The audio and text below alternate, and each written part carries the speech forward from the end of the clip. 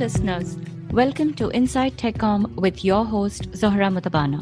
In Season 4, I hope to bring to you different perspectives and interests that intersect with our field. Let's get started.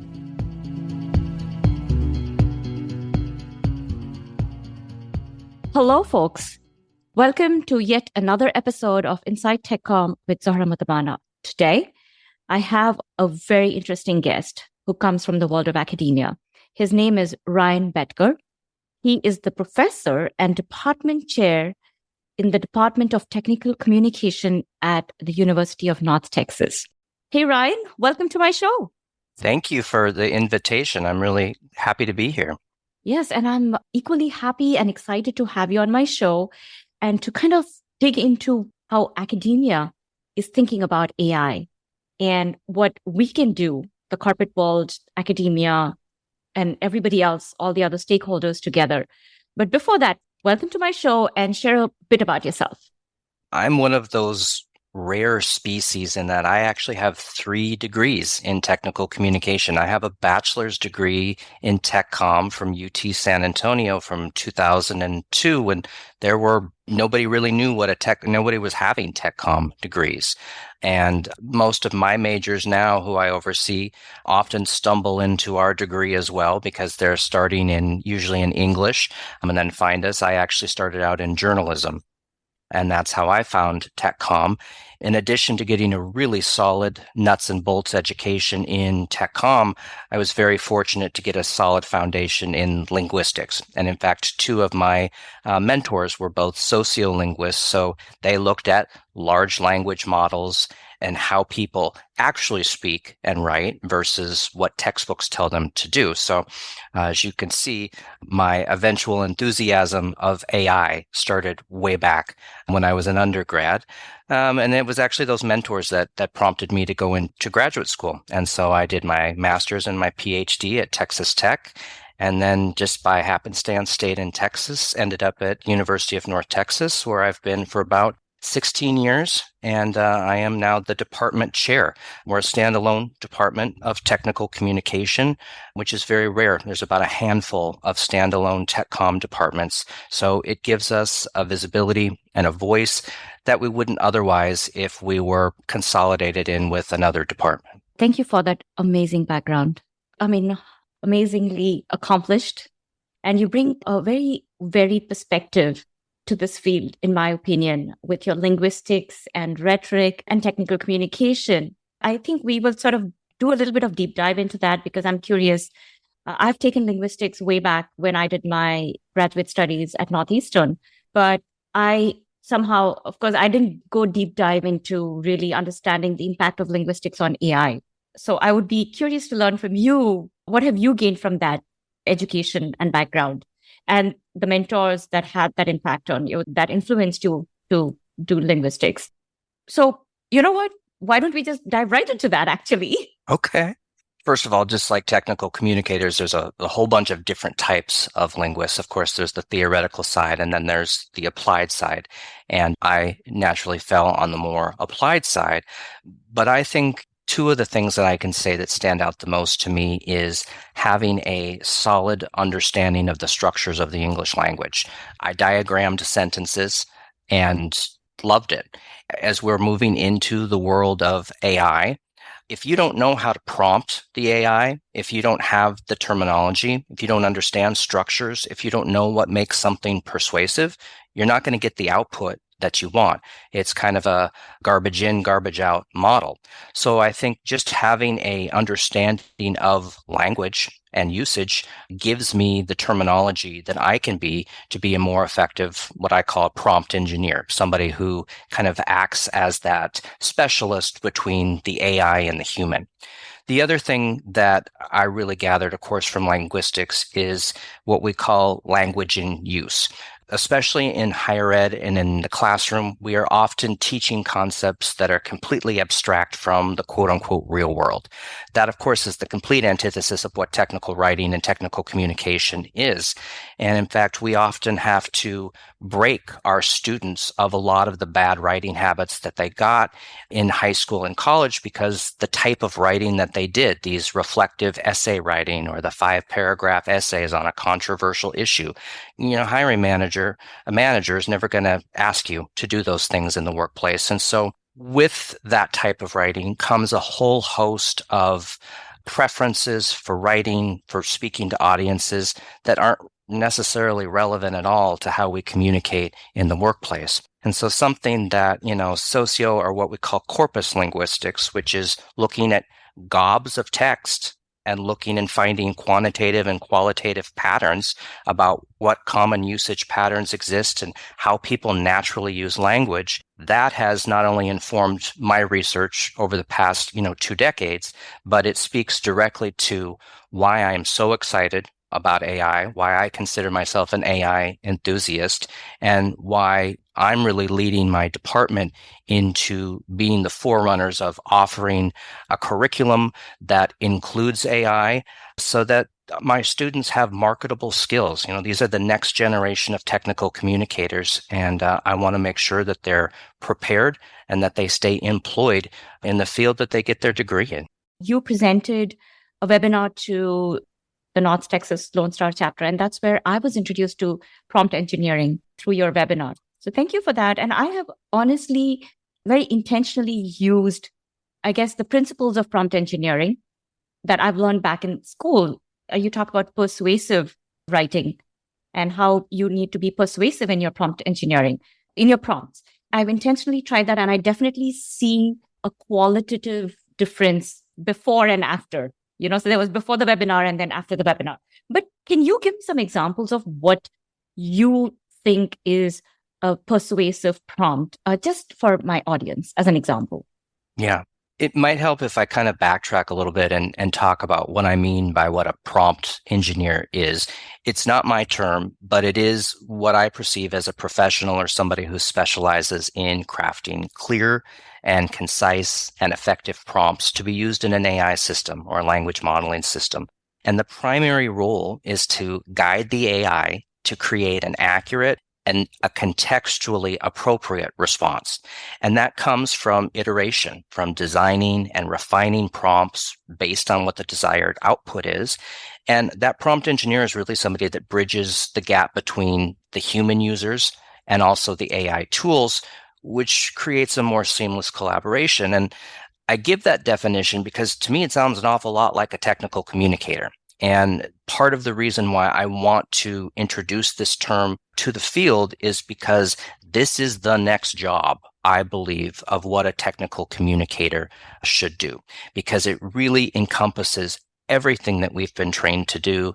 And as you've already kind of begin to suggest, and what I love about it is that it swings us back to the fundamentals of what tech writing is. It's clear and concise communication, which takes us back to the structure of the language, what makes something persuasive, rhetoric. That's what the field was founded on. And sometimes, as we've grown and expanded, we've gotten away from that. But I love that what AI is doing is it's bringing us back to that in a very different and current way. In terms of your questions about what makes a good prompt, it really is an iterative process, and it's experimenting and trying a whatnot. I have a general methodology that I call do, what, how.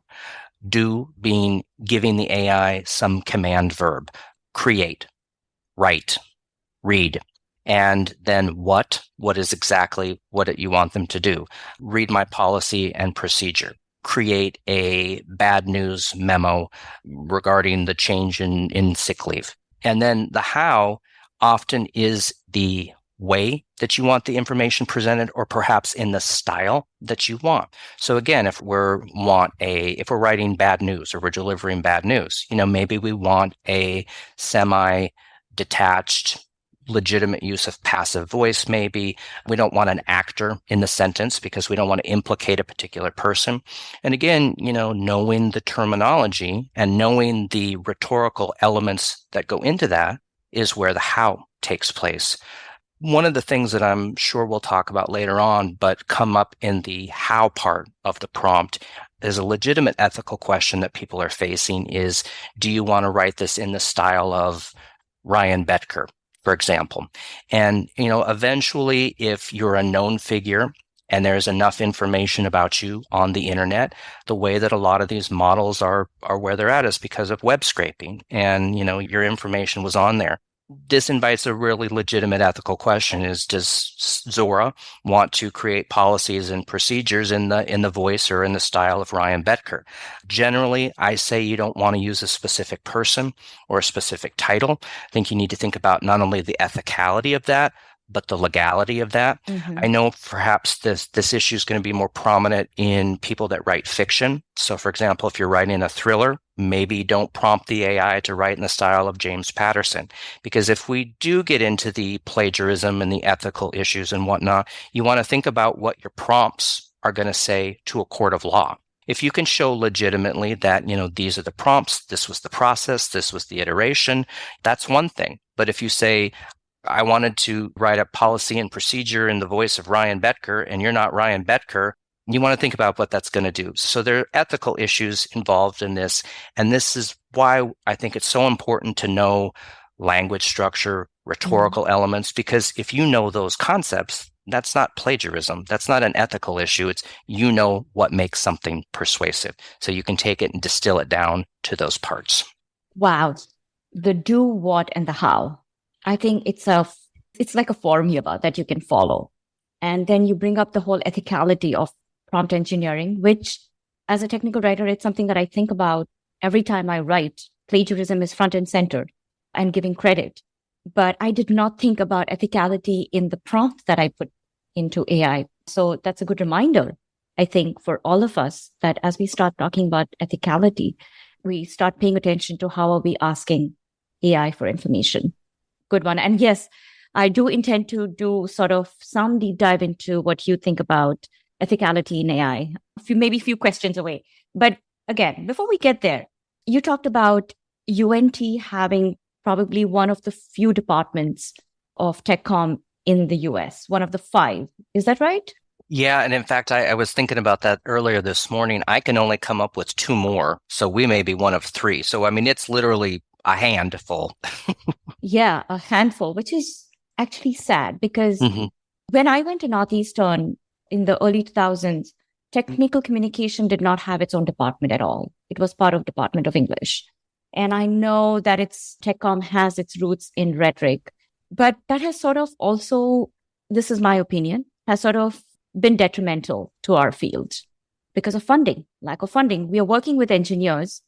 We are working with technical subject matter experts. But unfortunately, we are housed in a department that is not well funded. What are your thoughts about that? I have many. It's a wonderful question, and it's a very broad question. You're absolutely right. I mean, historically, TechCom broke out of English and primarily moved into rhetoric at the detriment of linguistics. In fact, linguistics was a subfield that TechCom specifically shunned because it was seen as too prescriptivist.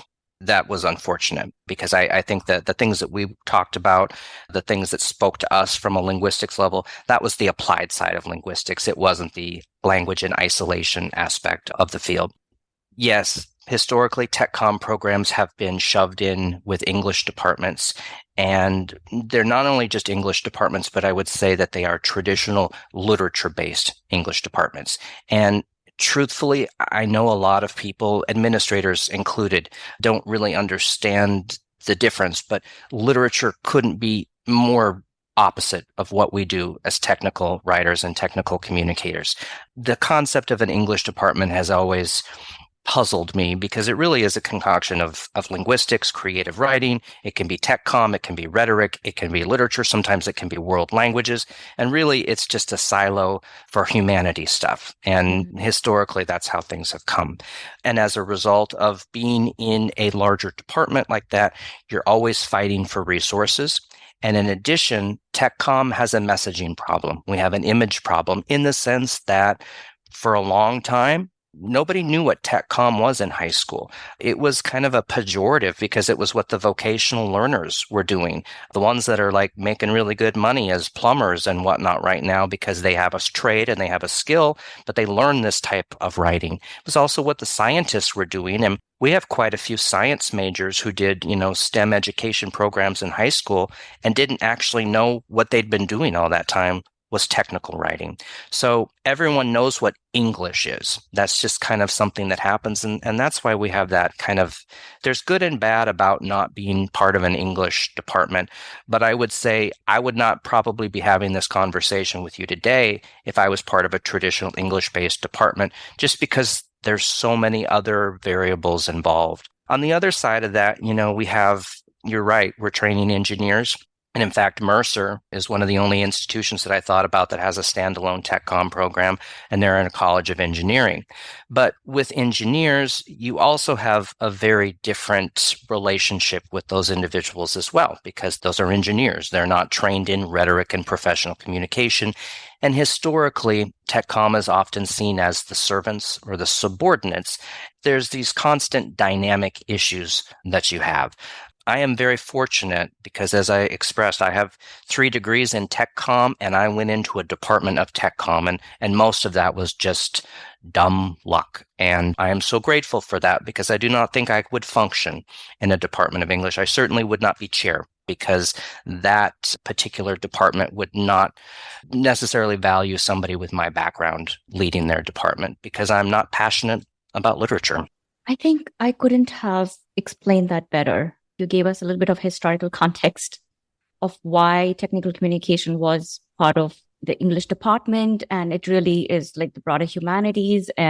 But coming back to the now, for you, you are actually heading the Department of Technical Communication, which I think is fantastic.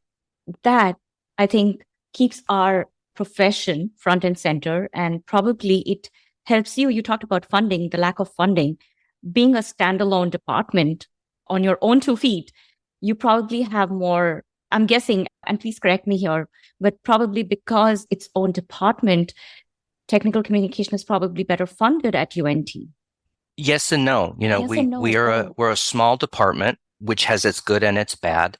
And one of the reasons that we remain as small as we are is for a number of reasons. And it goes back to the messaging issue that I had, and that we have a very small pool of majors, especially compared to English, because by the time our majors find us, we call them major changers, because nobody comes to major in tech comm. They start in myself included, all the way back to 1998.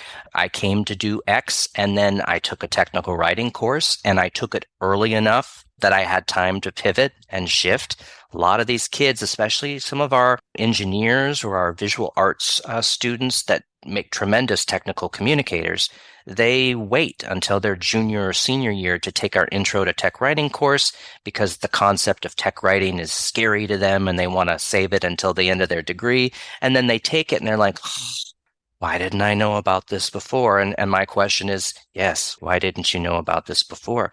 So we certainly don't lack for resources in terms of we're a very technology rich department. I'm able to send my faculty on quite a few conferences to present their research, but also to learn.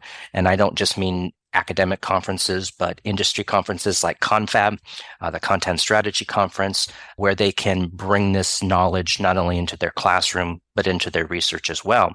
But we remain, especially compared to English, a very small minnow in the giant pond.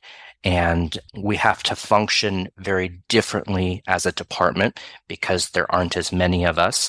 And also, content-wise, we're very, very different from the traditional humanities, English, history. Mm-hmm. And I often joke that we're the one of these things is not like the other. And that can be challenging. And it's a professional problem for technical communicators, but it's also a problem for us academics is continually articulating our value, what it is that we do and what it is that we bring to the table, to the point sometimes where I think we do ourselves a disservice because it often sounds like we're just complaining or we're constantly trying to say what we're not. I get that. I get both sides of that issue. So there's goods and bads. And in terms of the funding, my people, I try to give them what they need. Our students certainly have what they need to be successful, but we're still working within our very small parameters and our very small undergraduate program. I was thinking that the whole reason why I'm doing this podcast, Ryan, is to kind of elevate our profession and put it in the spotlight that it deserves. It's very unfortunate to hear that we have to fight for resources and that we have to constantly show the value that we bring. And having been part of engineering at some companies, in my past, I have definitely run into the experience that you talk about where we are at the receiving end of the engineering department. We are an afterthought. They need us. There have been so many cases where if there was a legal case, the first thing that they did was they came to us. The lawyers came to us for information. They're like, hey, pull up everything that you have about the product. Nobody had any information. But guess who gets the brunt of it if the product doesn't do well? It's the technical communicators because the documentation is bad. Yeah, to add to that too, I mean, we're often the first ones fired. In fact, there have been 2 companies in the Metroplex that have laid off a swarm of technical communicators. So this is a real thing, and it's something that we've really not quite tackled, to be honest, as a profession, both on the professional side and in the academic side. Definitely. And I think when we talk about value, it's something that I still struggle with, even with my podcast. I did a whole series in my season 3 where we talk about the value technical communication brings to other domains, if I may say so. For example, product management, engineering. I would even say UX, if you look at user experience, I mean, it's part of what we do. But if I were to give credit to UX as a broader field, we're working with, but just overall, it seems like we do definitely bring a lot of value. It's just that we are not good at marketing ourselves. And which is ironic, isn't it? Because our whole job is to market somebody else. But yeah. Yeah. And we talk about rhetoric and persuasive writing. Is it the training that we receive? We talk about UX writing. We talk about content strategy. API writing, content strategy. Exactly. All these are, I think, if I'm at the liberty to say so, they all originate. Information architecture, all these kind of originate from technical communication, but they've branched out. Yes. And they have somehow lost that touch with that grounding with technical writing. And I feel like, should we just abandon technical communication as a label and maybe adopt something more cooler? I don't know. I'm just looking for answers here myself because I feel like over time, our numbers are dwindling. It's not that we are dwindling in reality because we are branching out into all these exotic cool fields. So I think it's really probably time that we start thinking more about, should we really continue to call ourselves technical communicators or call something else which is more relevant with the times? Well, and I think that that's one of the points there is that just challenge about technical writing in general is because it's an everyday thing. It's an implicit thing. And people think if they can write a shopping list or they can tell somebody how to get, into a parking garage, well, I'm a writer. What do you do, technical writer? Like, that's not a real thing. I can write. So I think that is in and of itself, and we can't change that. That's part of what it is. The other thing, too, to go back to what you were saying about your training, to an extent, I don't know, are we doing students a disservice? Because technical writing really should be invisible. When it's done correctly, the user has completed the task that he or she was set out to do. You don't really hear people go, hot dog, that was a great coffee manual. No, they have their cup of coffee and they're out the door doing the task that they were supposed to do. And that's the whole role of a technical writer. We're invisible. Or good ones are anyways. And we only really hear about it when it's bad. So, when Facebook is putting all these really poor grammar, billboards and stuff as little jokes about, what people have put, or a church bulletin with a typo in it or something like that, is we draw attention to it negatively. So right. I definitely think there's a perception and a stigma thing. In other ways too, we do ourselves no favor. It's been documented and been tried and tested that technical communicators, in particular in industry, are not involved enough in the entire content cycle or the project process. They usually come in at the end. And let's be frank, by the time they come in, it's just shining and buffing and polishing. It's not contributing ideas and brainstorming and iteration. It's not, part of that. That's where user experience came in because truthfully, they weren't getting what they needed out of technical communication. And to your point, we were technical writers forever, and nothing sounds less sexy than being a technical writer. So I get this rebranding with user experience, with content strategy. Content strategy is the one I'm most interested in because a lot of these individuals that are doing content strategy have master's degrees in tech comm, but they don't call themselves technical communicators. Yes. They're calling themselves content strategists. They have their own conferences. They have their own professional organizations, and they're doing their own things. Look at this plain language movement, which is another thing that, if you have plain language training, you join that with AI and prompt engineering, you will have a job for life because you have the methodology of plain language. But the plain language organization, those were monthly meetings where people got together and advocated plain language. It turned into a professional organization. They became a 501c3. And now they're working with the government to create standards to bring clear and concise language to medical and legal and government fields. You look at TCOM over in Europe that has almost 10,000 members. Meanwhile, we don't have those people coming to our national conferences. In fact, I think that the most recent summit of our professional organization had maybe 300 people. You can blame economy, you can blame other variables out there, but professional organizations in general have often struggled with what to give in terms of value and how to attract people. A lot of them never recovered as far back as when the World Wide Web came up, because it used to be that professional organizations were a place where a group of people could come and learn the craft and exchange ideas. And then the World Wide Web came up and everybody could do it. And then we started getting these books, Blank for Dummies or The Idiot's Guide to Blank. And you just throw in technical writing. It plays into that stigma that I have already talked about, that it's everybody can do it. There's no art to it. But in turn, it's not that the professional organizations have the infrastructure to mobilize and to do that. I don't see that as much in the United States. And to the point where I will say is I'm not really a member of most of my professional organizations anymore because there are other things that I want to invest in. And especially with this topic of AI, I'm not seeing much of anything coming out of our professional organizations in terms of standards, things that technical communicators should be concerned about. In fact, all I'm hearing is a lot of fear and not a lot of solutions. And personally, that's not a group of people or a mentality that I don't thrive off of that, I guess I should say. Yeah. And I think fear is valid, but then how do we address that fear? How do we overcome that? I think those hard discussions need to happen. We can't kind of brush this fear under the rug and forget about it. And I completely agree that that discussion is not happening within our professional organizations. I think in theory, professional organizations continue to have a lot of value to offer people, but the messaging is going to have to change.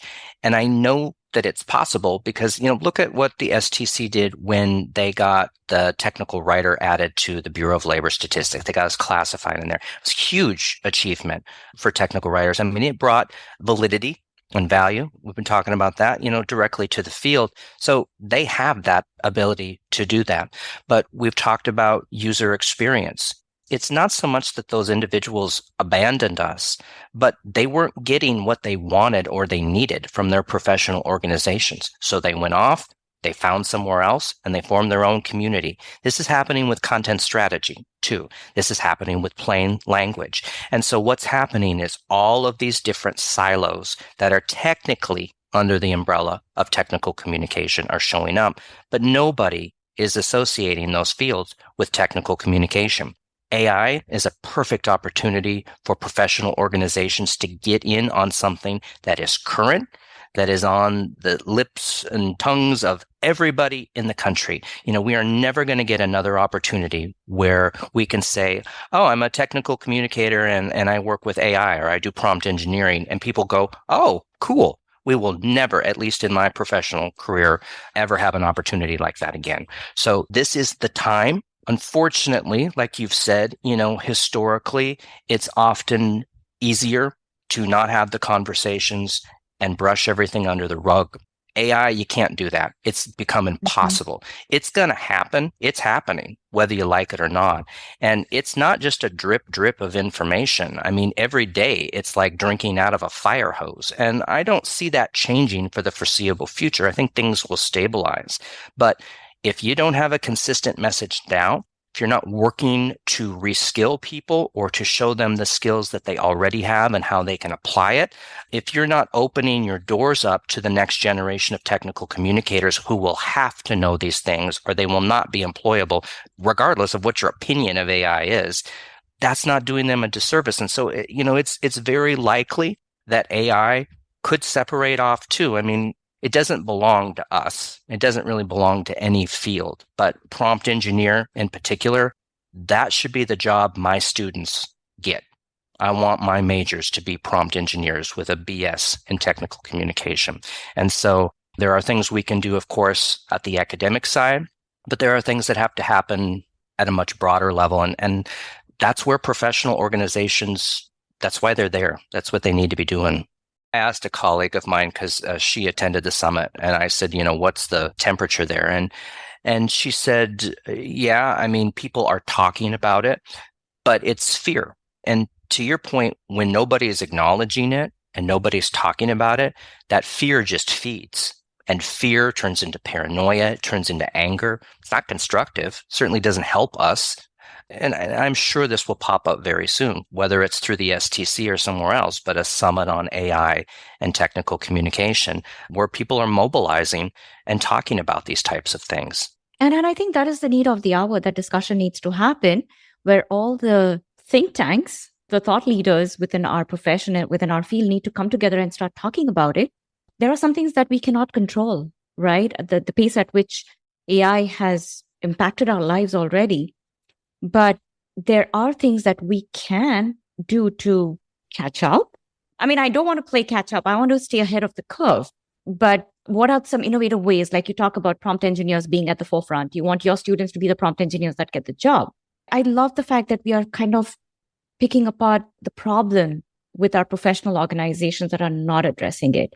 Unfortunately, given the time limitations of my podcast, I want to kind of come back to this. What can we do as individuals? I honestly, Ryan, I feel with the way the professional organization is dwindling, the numbers are dwindling, those members are going to drift away from these professional organizations to other organizations or launch something off on their own to see, because information is available for free now. Another problem that I see is the membership fees that are expected of us, the summit fees, is also keeping people away. It's balanced out with what you get in return. And that, again, speaks to the value problem. Exactly. And I think that value is not being sold to me. That's exactly the point. So these are problems that unfortunately really require a very detailed discussion. And I'm sad to say I am not confident that the professional organization will survive for too long. Especially with the summit numbers you gave me, I'm really, really concerned. But at the same time, you look at Ride the Dog, you look at the Madcap Flare convention that happens for technical communicators. There's a lot of energy. There's a lot of innovation that is happening. So there are other platforms where discussion is happening. And I just fear that a professional organization that currently has a sort of an authoritative position is just going to lose that. And there are other platforms that are just going to take and run. Yeah, I think you're exactly right. I mean, I think historically, it's not really hypothesizing that this is going to happen. We've seen it. We've seen it with UX. We've seen it with content strategy. It's logical for us to be coming to these conclusions, though. I hope that it doesn't. But we grapple with this at the scholarly or the research end of technical communication because so much focus has now gone into social issues impacting technical communication. Not to say that these things aren't relevant and important, but there was already a disconnect between technical communication academics and technical communication professionals. And there was always this kind of give and take about, the research that we did and how we disseminated that to practitioners so that they could improve their products and their processes. Well, now it's becoming so disparate that you could pick up a technical communication journal and no practitioner is going to look at scan that table of contents and go, oh, that's something that's going to help me do my job better. And so from the academic side, I find, not in my department, we have a fantastic group of empirical scholars who are focused on workplace communication. But in other departments, I'm seeing tech comm ironically going by the side of English, where it just becomes this theoretical academic department in name, but doesn't have any applied or applicable focus. But to your point about solutions, which I think is a good one, we have all the tools as technical communicators to navigate and to lead in this world of AI. And I think the thing that we haven't talked about yet that I want to make sure that I mention is with all of these cool tools and with all of this fun output that we have and all of the new things that are coming out, it's still a computer and we are humans. And we are innate storytellers as a species, and technical communicators are storytellers. That is what we do. We take a lot of data, we take a lot of technical information, and we tell a story with it. And I think that in this new age, this technological revolution that we are in right now, leaning in or doubling down to being human is going to become really important. I saw a list of recent in-demand skills. And it's interesting to me that gone are these designations of hard skills and soft skills, because we were always the lightweight soft skills. Now it's about things like empathy and problem solving and critical thinking, because we have technology now, and we will, that's going to take care of a lot of this automation and this efficiency stuff, but it's never going to be human. It's never going to be able to tell a story. And that is what a technical communicator can do. So I really see if somebody can really embrace how to use the technology, but bringing out the narrative, in a customer story, or understanding rhetorical principles and foundations so that they can tell a compelling story. That is going to be what differentiates your content from your competitors' content, because, just sheer volume of content is never going to stop. So there's going to have to be something that tracks people's attention. And I really find that being human is going to be what it does. And I think we all experienced that with the pandemic. I mean, even those of us that would classify ourselves as more introverted, we're still craving some type of human connection that, truthfully, Zoom wasn't fulfilling. People couldn't wait to get out of their houses or get into places. And I think we have experience with that. And in some ways, having the pandemic, I think, has set us up to approach working with AI much more humanely and much more ethically, because we have had that experience. We know what it's like to be without that. And so we can draw from that with using these AI tools. So being human, doubling down, I think that's a huge opportunity for technical communicators to tell their story, to tell their customer story. You absolutely make a fantastic point there. With the challenges that we have talked, where the academia is not there's this disconnect between the corporate world, the professional organization, and academia. What is academia doing with all the discussions that are happening at the moment with ethicality, with responsible use of AI? What is your department doing to address that? Is anything happening there in that space? There's certainly things happening in my space that we're doing right now. I actually formed a research cluster in early fall of 3 other researchers in my department to explore AI. And specifically, we were looking at it as an editor's tool, going all the way back to, conceptual or developmental editing, all the way down to using chat, essentially to do proofreading using Chicago Manual of Style and how that worked.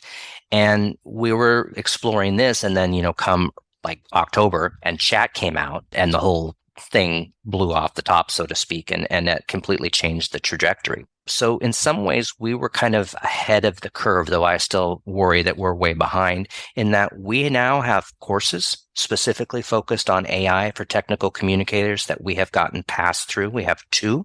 We are also, as a faculty, working on an AI acknowledgement statement, because we're techno-optimists in my department. And by that, I mean, we know that these tools are out there, and we know truthfully that not only are students going to use them, but they're going to be using them in the workplace. Having said that, there are responsible or ethical ways to use those tools, and one of them is to acknowledge, just in the way that you would cite a source, if you used a tool to gather information.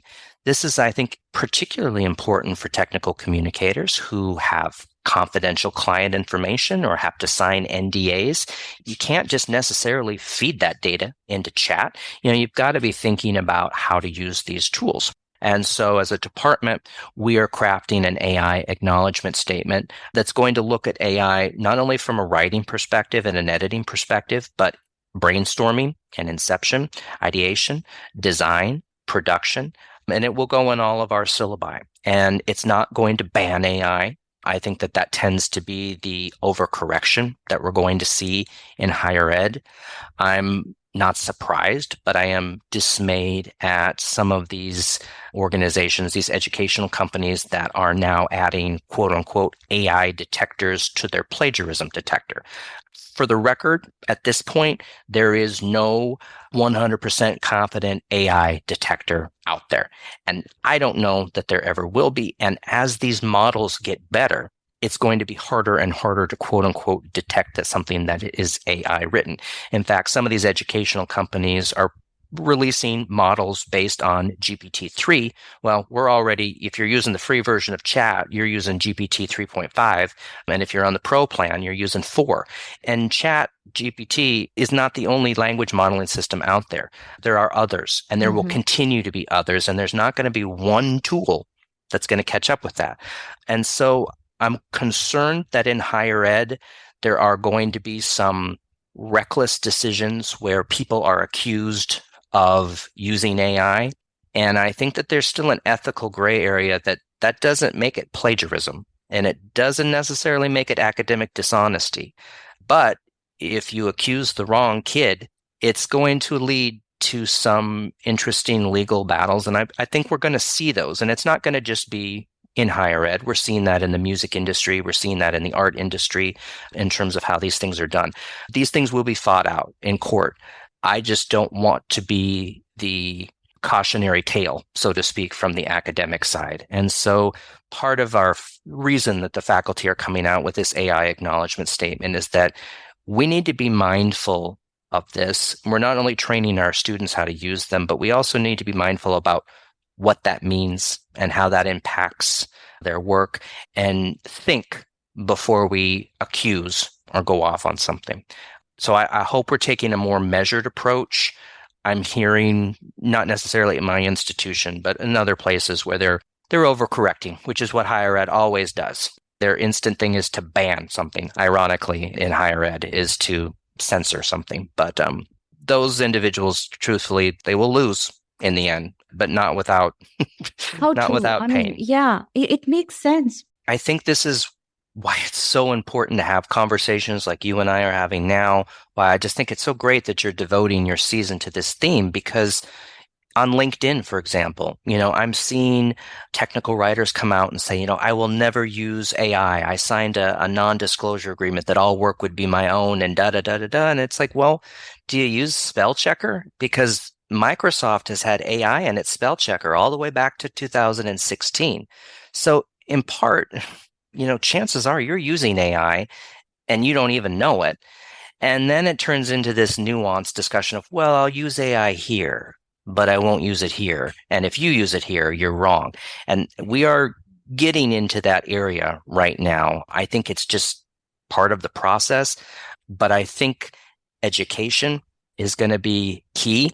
And honestly, it's being much more critical about the people that you let in your ear, so to speak, because there's going to be a lot of opinions and there's going to be a lot of fake news, so to speak. Yeah, and you need to be very critical about who you listen to, where you get information from, and then try to limit it to just that, because it is impossible, even for an AI enthusiast like me, to absorb the amount of innovation and change that is coming on a daily basis. It's just too much. It is too much. I mean, honestly, I've been subscribed to several newsletters.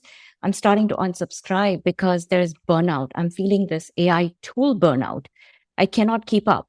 I think at one point in our discussion, you mentioned that, there's this pace at which AI has transformed our lives is going to that pace is going to slow down with regulation and the whole ethicality of its impact on our lives. As those discussions, I think, gain traction, the tools will come and go, but the impact of how we use AI responsibly is going to be much more long lasting into our future.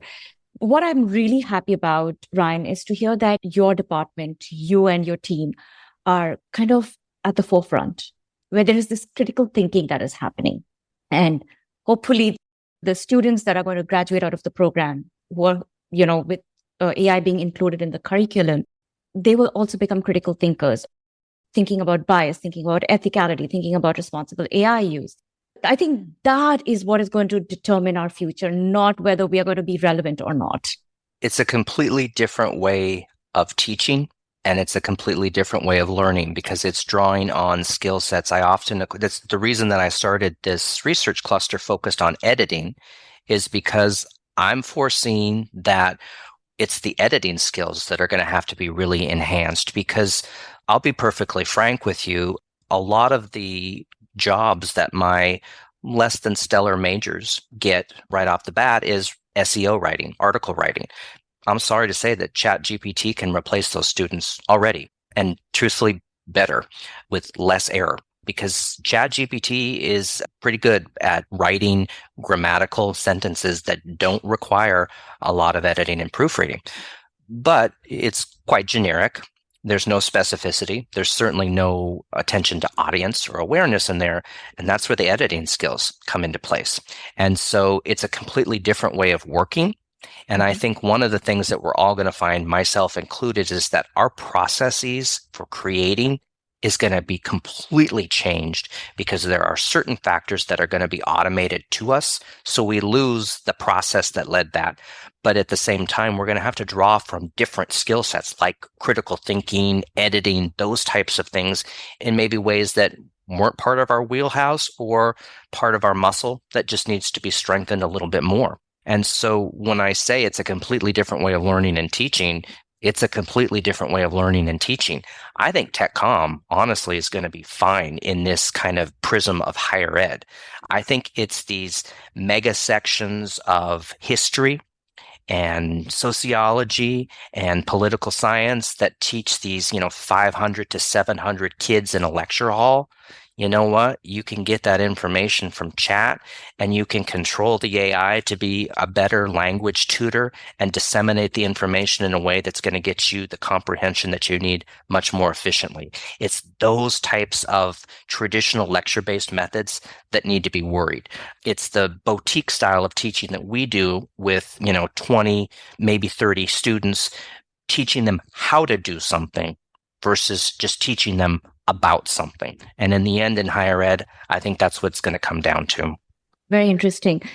There have been concerns about lack of diversity and inclusivity in AI development and implementation. How can academia and the corporate world work together, in your opinion, to address these challenges and ensure there's fairness in AI systems?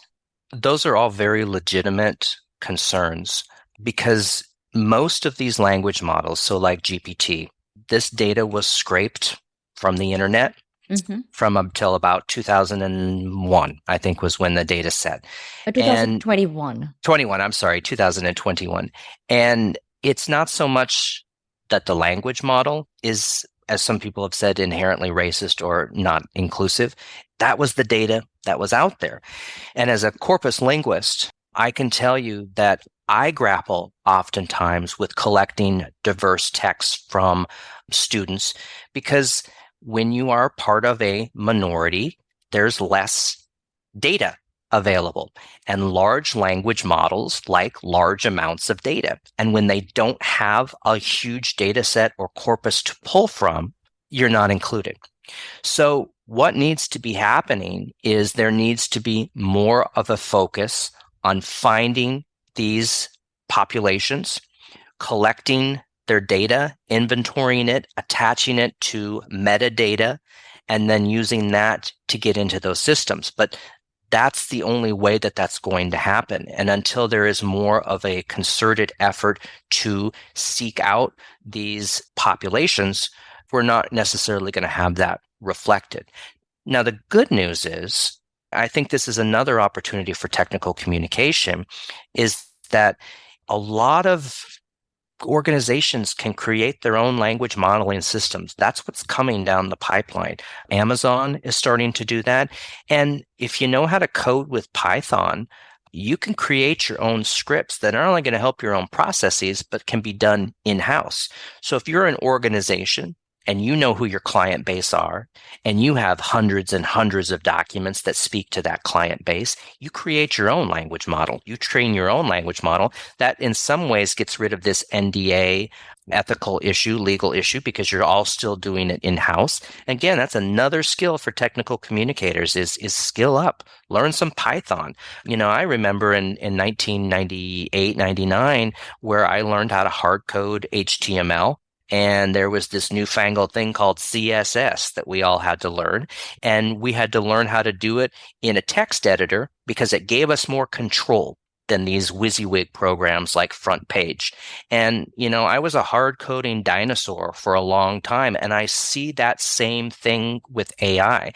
If you can learn how to create your own language models, if you can learn how to, script and code with Python, you have that control and you can create these site-specific data sets that you can use. And by proxy, you can tailor that to your organization, to your companies, to your population's needs, rather than relying on these vast language models where these other voices and these other populations just statistically are going to get more drowned out.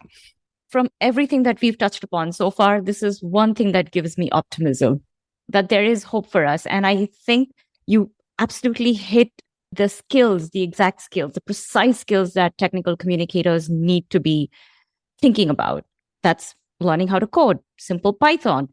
Use these tools to your advantage to teach you how to do that, of course, and then how to leverage it. It's not about whether you can code or not, but how do you put that to fair use, right? And to hopefully elevate your value and to be relevant in your profession, because you really will not, you will be contributing to that data set as well. So think about it. How do you want the AI tools that are being built in-house? What sort of language models are being used or being developed? The proprietary language models, and what can you do to influence those? I think the conversation needs to move to that space rather than us living in fear. Yeah, I'm very optimistic about all of this, truthfully. And I know my department and I know our students, our majors, they're going to be the better of it. In a sick, strange way, it benefits us more that the rest of the world might be against this stuff, because that just means my majors have the skill sets to do it. They're going to be the ones that get the jobs. Of course, that's not what I want. But my point is that this stuff isn't going away. And it goes back to, a book that I read that was way before AI, but was very much touching on this, is Kevin Kelly's book, The Inevitable. It's here. And honestly, in 2 years' time, people are going to go back and listen to this podcast and go, why were they so worried about this stuff at the time? Because it's going to become so invisible, because it's going to become so part of our work life. Just looking at what Microsoft has done with Copilot. You're going to have AI in PowerPoint, in Word, and Excel, and you're not even going to know when the AI, it's going to be in the background. And ironically, that's what's going to happen, is there's going to be all of this bubbling up. It's not going to be able to be stopped. So it's harnessing the moment, and we are in this moment. I tell my faculty, I think we got about 2 years to just really hold on to this AI and do stuff with it and ride its coattails, because after those 2 years' time, it's just going to be like, yeah, it's AI.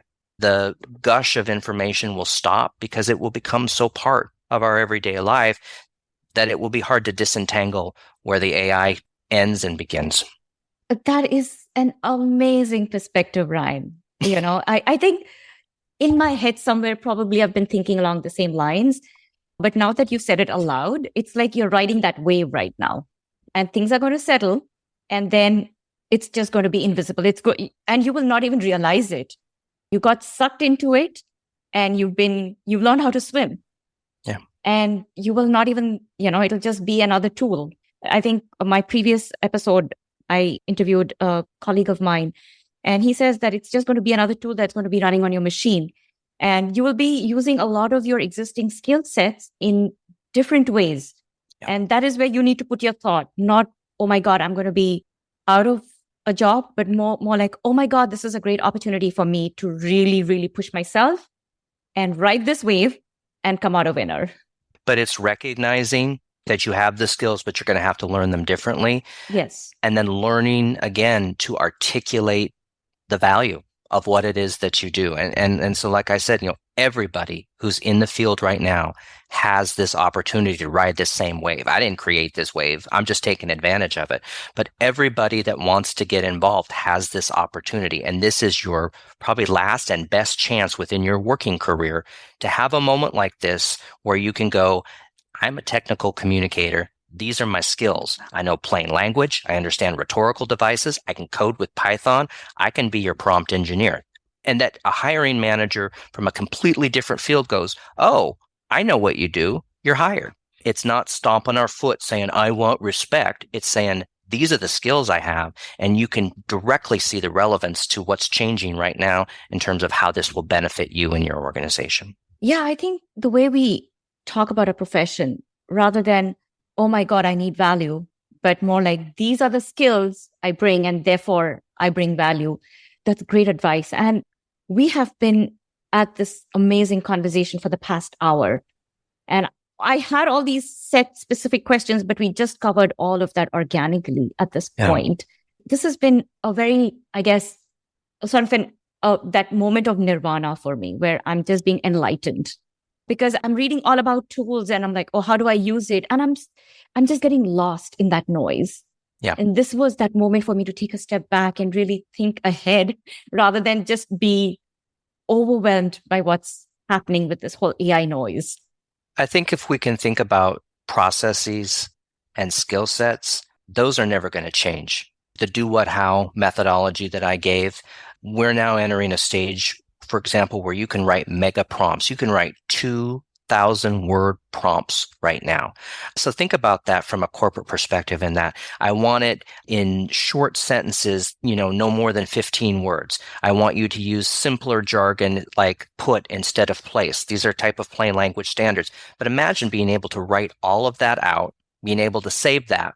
It's a different type of style sheet, and being able to generate content with those types of things. So those skill sets are never going to change. They're going to expand, but the tools, all these tools they're just skins. Most of what we're seeing right now is running off of one type of language model, GPT. There's another company called Anthropic out there that has Claude, which is a great system. So there's going to be a marketplace out there, a competitive marketplace where all these different language models are going to come out. There's going to be some language models that speak directly to what you were saying about different populations that may be more relevant. But all of these tools that you're seeing, they're just fancy skins for essentially the same model. But if you know how to prompt, if you know how to code, if you know rhetorical devices in plain language, you can do this by yourself with a simple chat model. You don't need all of this stuff. And what we're seeing right now, what I'm seeing in higher ed, it's capitalism. It's just people trying to profit off of these things. But if we focus on skills, which by proxy give us value, that's where I think technical communicators come out ahead. Yeah. And the reality is that like all other professions, we have to evolve with the times. And sometimes I feel like, for whatever reason, technical communicators are the last ones to evolve, just my personal experience. And that's not going to help us. But there are jobs that are going to go away, but they're evolving. There will be new jobs where you can stay relevant based on just what you've shared with us. I think we've covered a good amount of ground here. Anything like last minute that comes to your mind that you want to add, Ryan? No, I mean, what I will say to your last point is that if people think back and do their research, we've been down this road before. And I always like to kind of think about when photography became a skill and an art. Nobody liked it. Everybody said it was going to put the painters out of business. Everybody was going to lose their job. Well, do we now consider photography not an art form? I don't know that any people do, because it's settled. Did people lose jobs? Yes. But those were the people that chose not to innovate, or just were so far along in their career that they were just like, I'm done. There's no reason for me to do that. We're seeing the same thing here. Are people going to lose their jobs? Yep. But it's getting a different job or getting a new job that's really going to be imperative in terms of, do you recognize that you're going to have to reskill and that you can't just keep doing things in the way that you did? And I think to your other point is, I mean, maybe some technical communicators have a complacency issue, but that doesn't mean that you do, because honestly, that if you can recognize that in other people, it just makes you more competitive for the next job that comes around. And there will be more jobs and there'll be better jobs, but they're going to be higher skilled jobs. Yes, absolutely. It's like a pencil. You have to sharpen it. It goes blunt with time. Yeah. And that's exactly, I think we are in that moment right now. Yeah. So the reskilling, upskilling, all that is happening right now. You're being tested, and complacency is not going to take you anywhere. And being an ostrich is not going to take you anywhere. On that note, Ryan, what a fantastic discussion this has been. I have walked away with just a reminder to myself that I need to be upskilling and reskilling and thinking about, how do I innovate so that I can be around for the next 20 years? Yeah, me too. I mean, I kind of feel like I'm in the second act of my 3-act career, and I'm learning Python over the summer. I mean, we practice what we preach here in the Department of Technical Communication, and we've got to keep up on these things in order to teach our students how to do it. So on that note, thank you so much, Ryan. It was a pleasure talking to you today. Thank you. It was great. Most welcome. Subscribe to the podcast on your favorite app, such as Google, Apple, or Spotify. For the latest on my show, follow me on LinkedIn or visit me at www.insidetechcom.show. Catch you on another episode.